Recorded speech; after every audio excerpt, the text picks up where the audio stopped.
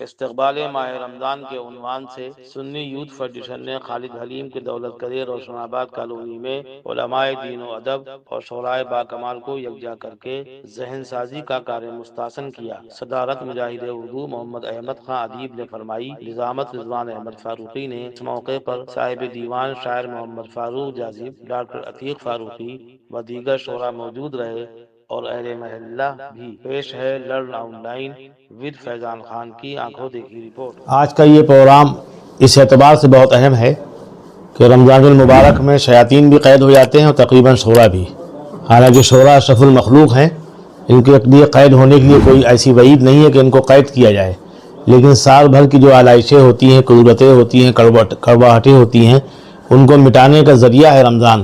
روزہ گناہوں کو جلا دیا کرتا ہے، اس لیے روزے میں وہ لوگ جو شرابی، جواری، مکار یا مکر و فریب کی جال میں پھنسے ہیں، ان کو بھی اللہ توفیق دیتا ہے اور وہ اس حد تک بدل جاتے ہیں کہ لگتا ہے کہ اب 11 مہینے ایسے ہی رہیں گے۔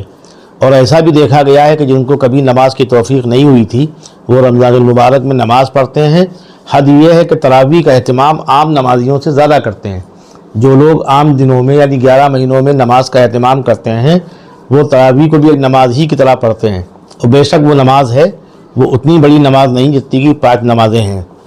اس کے باوجود اللہ توفیق دیتا ہے، رمضان کی نسبت سے ماحول ایسا ہوتا ہے کہ خراب سے خراب آدمی تبدیل ہو جاتا ہے، اور جو نہیں تبدیل ہوتا ہے وہ اپنی بد نصیبی کی انتہا پہ ہے۔ تو خدا ہمیں ان بد نصیبوں میں نہ رکھے، اس لیے ضرورت ہے کہ جہاں ہم جنم دن اور بہت سی ایسی چیزیں کرتے ہیں جن کا اسلام سے، قرآن سے کوئی واسطہ نہیں ہے، وہیں ہم رمضان المبارک جو 12 مہینوں میں سب سے افضل مہینہ ہے عبادات کے اعتبار سے، یہی واحد عبادت ہے جس کے بارے میں اللہ رب العزت نے کہا کہ روزہ ہمارے لیے ہے، اور عبادتوں کے لیے یہ نہیں کہا، جبکہ فرض نماز بھی انہی کے لیے پڑھی جاتی ہے۔ لیکن جتنی بھی عبادات ہیں ان میں صرف روزہ ہے جس کے متعلق اللہ رب العزت نے اپنا حوالہ دیا کہ تم کرو، ہم اس کا جواب دیتے ہیں۔ تو روزے کا ہمیں اہتمام کرنا چاہیے، اور روزے سے قبل روزے کا ماحول بنے، اس لیے استقبالیہ نشستیں ہوں، استقبالیہ پروگرام ہو اور رمضان کے متعلق گفتگو ہو، تو یہ میں سمجھتا ہوں لمحہ لمحہ سودمند ہے۔ مقام مسرت ہے کہ مجاہد اردو محمد احمد خان ادیب صاحب مجھے میسر آ گئے ہیں، اپنی کبرسنی، عدالت اور تمام تر ذوف کے باوجود۔ یہ عام طور پہ رات میں جاگتے ہیں اللہ والوں کی طرح، دن میں سوتے ہیں، یہ عادتاً ہے، لیکن رات میں جب جاگتے ہیں تو رات کی نمازوں کی بڑی اہمیت ہے۔ تہجد کی نماز بھی رات میں ہے، صلاۃ اللیل بھی جس کو کہا جاتا ہے۔ تو رات میں جو عبادتیں ہوتی ہیں وہ خفیہ ہیں، وہ اللہ جانے اور بندہ جانے۔ اور جو نمازیں ہر 5 وقت کی اذان کے بعد فوراً دوڑ جو لگتی ہے ہم لوگوں کی، فرض وہی ہے نماز پڑھنا، گھر پہ ہی پڑھا جائے، گھر پہ فرض نماز کے علاوہ باقی نمازیں گھر پہ پڑھی جائیں، تاکہ گھر ویران نہ ہو، بیوی بچوں کو کہنا نہ پڑے کہ بیٹا نماز پڑھو، بیٹی نماز پڑھو یا بیوی نماز پڑھو، بلکہ وہ کہیں کہ فاروق نماز پڑھتے ہیں تو ان کی بیگم کو یا بچوں کو پڑھنا چاہیے۔ تو امید کی جاتی ہے کہ جب کسی گھر میں نماز کا ماحول ہوتا ہے، قرآن کا ماحول ہوتا ہے، تو اس گھر کے دیگر لوگ بھی اسی رنگ میں رنگ جاتے ہیں۔ جب وہاں گندگی اور دوسری گھٹیا چیزوں کا ماحول ہوتا ہے تو وہ چیزیں بچوں پہ بھی آتی ہیں، کوئی اس میں ولی نکل جائے یہ اللہ کا معاملہ ہے۔ تو رمضان کا ہم لوگ اہتمام کریں، اور رمضان سے قبل استقبال رمضان کا اہتمام کیا سنی یوتھ فیڈریشن کے بینر تلے۔ محترم خالد حلیم صاحب، فیضان خان صاحب، حاجی مشرف صاحب کو آنا چاہیے۔ غفران نسیم صاحب کی اخباری مجبوریاں ہیں، وہ غالباً وقت سے 5 بجے اخبار چلے جائیں گے، لہذا وہ نہیں ہیں۔ جو ہیں وہی لوگ ہمارے لیے بہت ہیں، حسنین صاحب ہیں، مامو صاحب ہیں، جناب فاروق عادل صاحب ہیں، سلیم تابش صاحب کسی ضرورت سے باہر گئے ہیں وہ آ جائیں گے، خلیل اختر صاحب ہیں، موحد رہبہ اور نصیر احمد نصیر دونوں اتفاق سے غائب ہوئے، دونوں کے معاملات گڑبڑ چل رہے ہیں، ہو سکتا ہے معاملات صحیح کرنے گئے ہوں، لیکن دونوں کو آنا چاہیے۔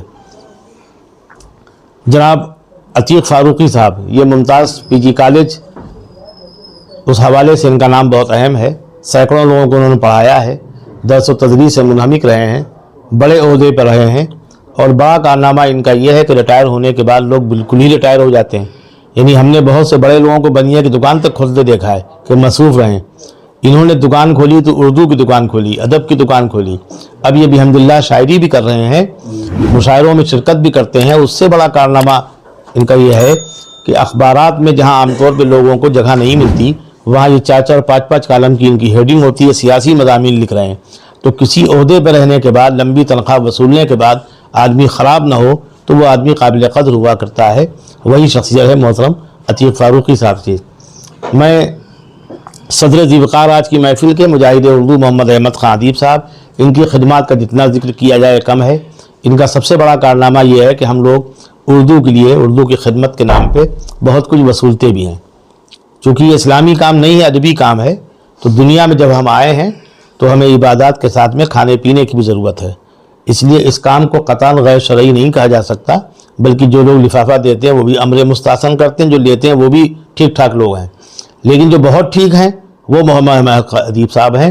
انہوں نے بالکل گناہ کبیرہ سمجھا لفافہ کو، چاہے وہ خالد حلیم صاحب دیں یا کوئی 4 بار حج کر چکا ہو وہ دے، یہ اس لفافے کو گناہ سمجھتے ہیں. انہوں نے پوری زندگی اپنے بچوں کا حق مارا اس اعتبار سے کہ وہ لفافہ جو گھر میں جاتا گھی بھی دیسی آ سکتا تھا وہ انہوں نے نہیں لیا. تو ان کی اس قربانی کے لیے ہمیشہ ان کو سلام کیا جانا چاہیے. یہ جہاں گئے اپنے رکشے سے گئے، اپنے کرائے سے گئے، چاہے پیدل چلے جائیں، حالات جیسے بھی ہوں. ادیب صاحب آپ کو ایسے ہی ملیں گے، شیروانی میں، کرتے میں. اسی طرح جب سے ان کو دیکھا، میں نے 30 سے 40 سال ہو رہے ہیں ان کو ایسے ہی دیکھا، تو کسی میں کوئی تبدیلی نہ آئے.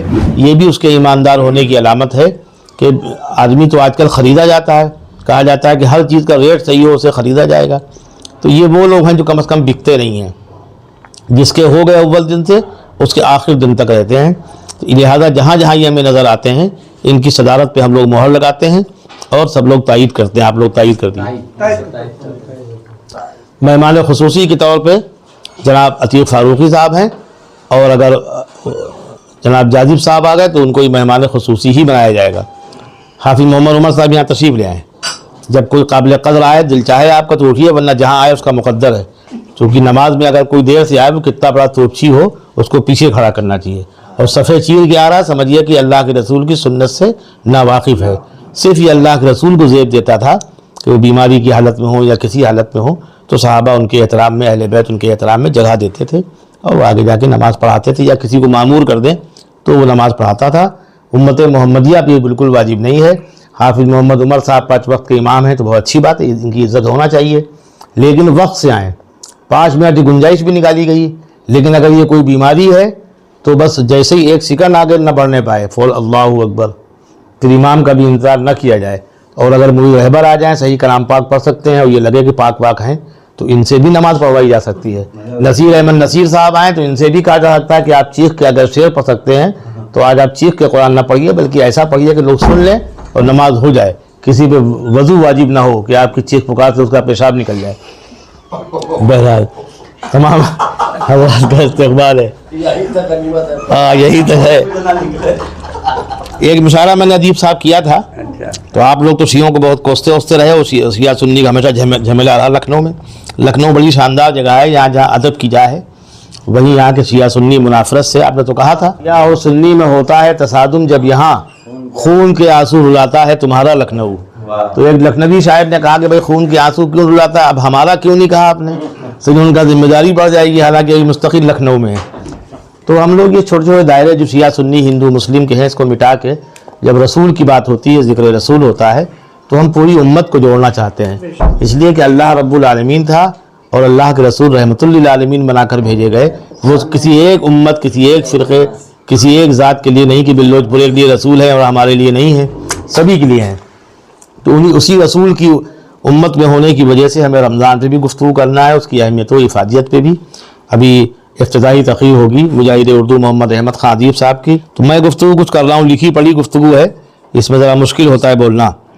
بہت اچھا بول رہے ہیں. کوئی کہہ سکتا ہے کہ رمضان کی متبرک ساعتوں میں بھلا کسی شعری نشست کی کیا ضرورت تھی؟ یہ مہینہ تو اذکار و عبادات، نماز روزے اور تلاوت قرآن میں انہماک کا ہے، اور پھر اجر بھی 70 گنا زیادہ. مگر ایسا کہنے والوں کو کون سمجھائے کہ بھائی شاعر اور شیطان میں یہی نمایاں فرق ہے. شیاطین ایام رمضان میں آہنی سلاخوں میں قید کر دیے جاتے ہیں، جبکہ شاعر کی آزادی و خود مختاری کو برقرار رکھا جاتا ہے. وجہ یہ ہے کہ شاعر نہ صرف اشرف المخلوق ہونے کی سند رکھتا ہے بلکہ سماج کے دوسرے طبقات کے بمقابلے کہیں زیادہ حساس و باشعور ہوتا ہے. پھر اسے عام لوگوں کے خانے میں کیوں رکھا جائے؟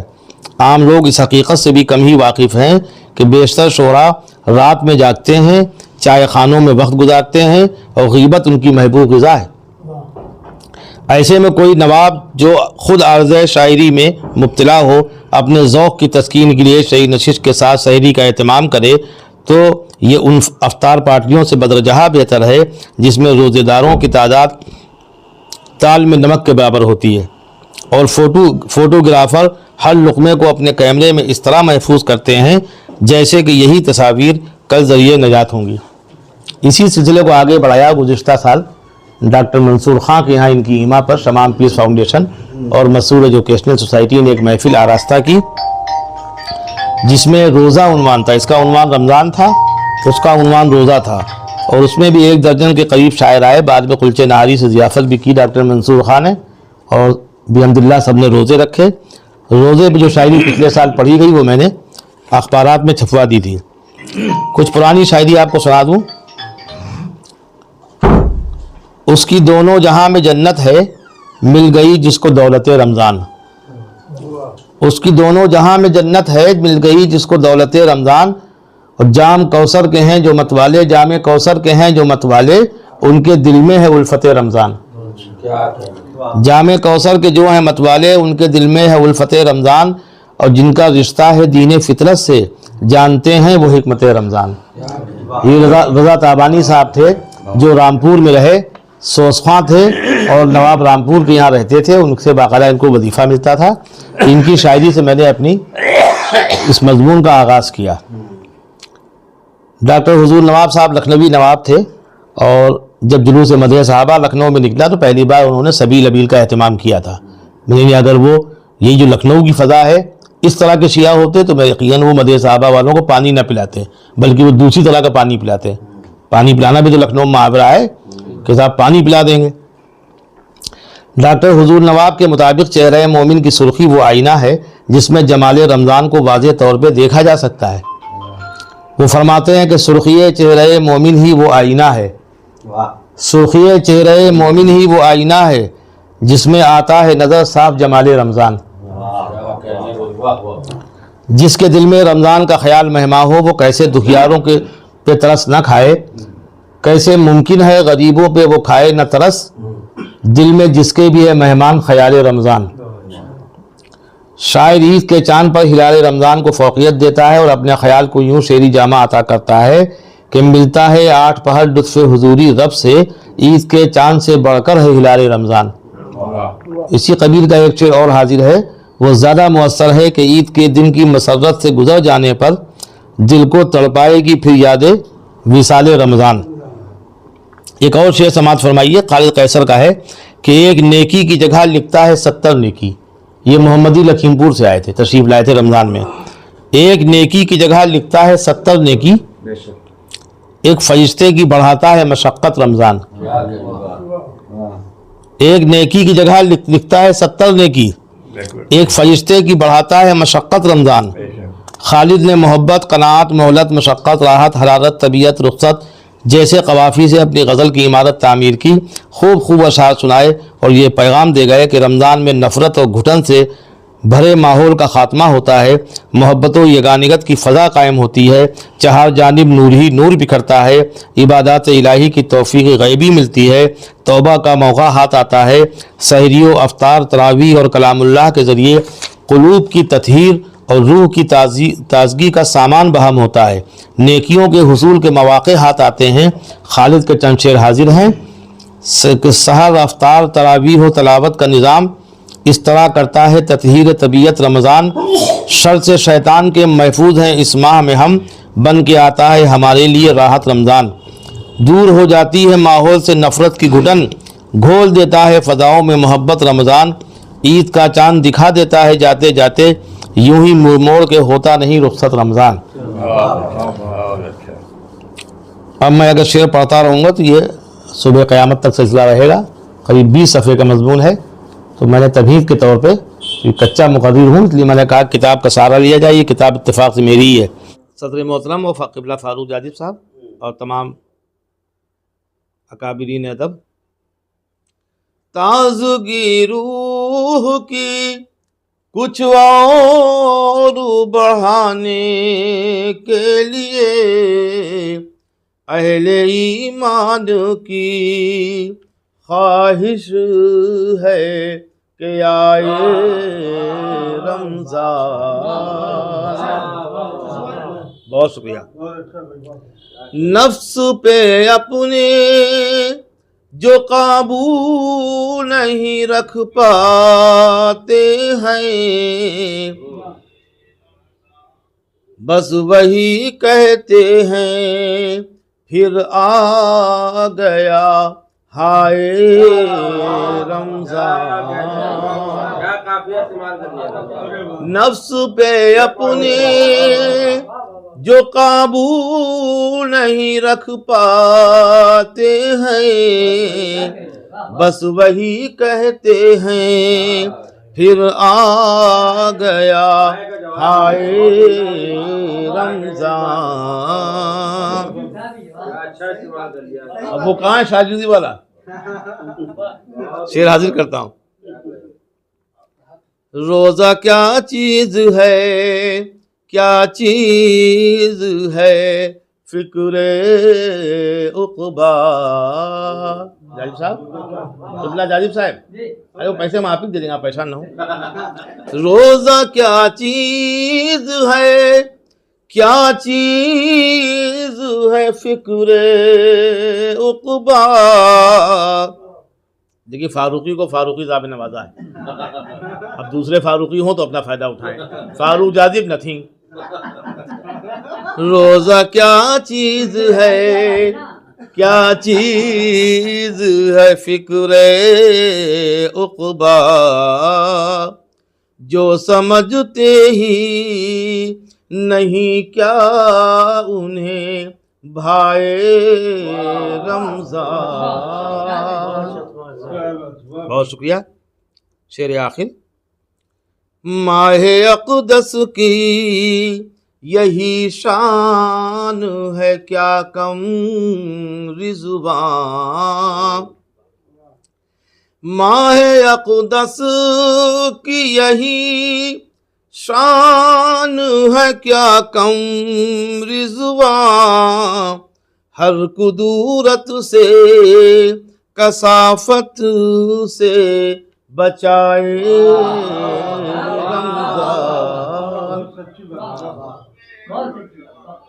نفس پہ اپنے جو قابو نہیں رکھ پاتے ہیں، بس وہی کہتے ہیں پھر آ گیا ہائے رمضان.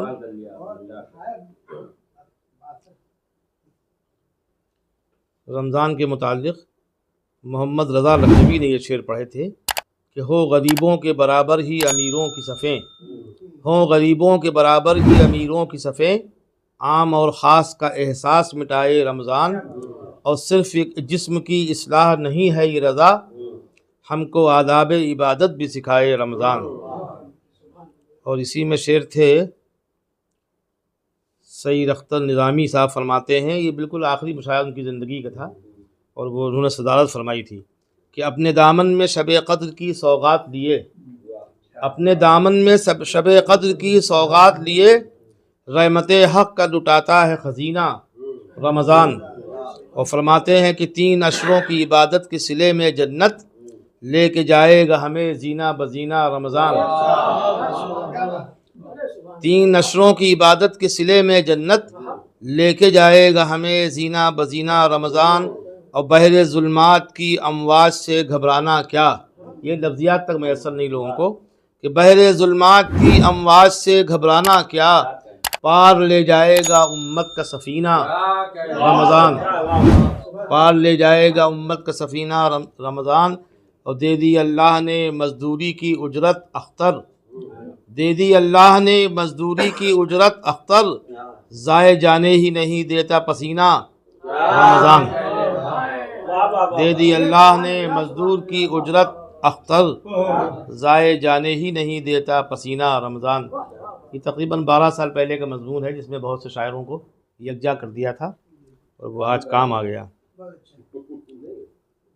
بہرحال صدر ذی وقار کی موجودگی میں حاجی مشرف صاحب جو سنی یوتھ فیڈریشن کے صدر ہیں، اور ان کو ہم لوگ جوان ہی سمجھتے ہیں. جو لوگ آخر تک کام کرتے رہے ہیں ان کو جوان کہیے, ورنہ وہ کام بند کر دیں گے, نقصان ہم ہی لوگوں کا. آن لائن کی جانب سے آپ سے بس اتنی التجا ہے کہ ہمارے اس پروگرام کو لائک، شیئر اور سبسکرائب ضرور کریں. ساتھ ہی بیل آئیکن دبانا نہ بھولیں جس سے ہماری ہر ویڈیو آپ تک اپلوڈ ہونے کے ساتھ ہی پہنچ سکے. شکریہ.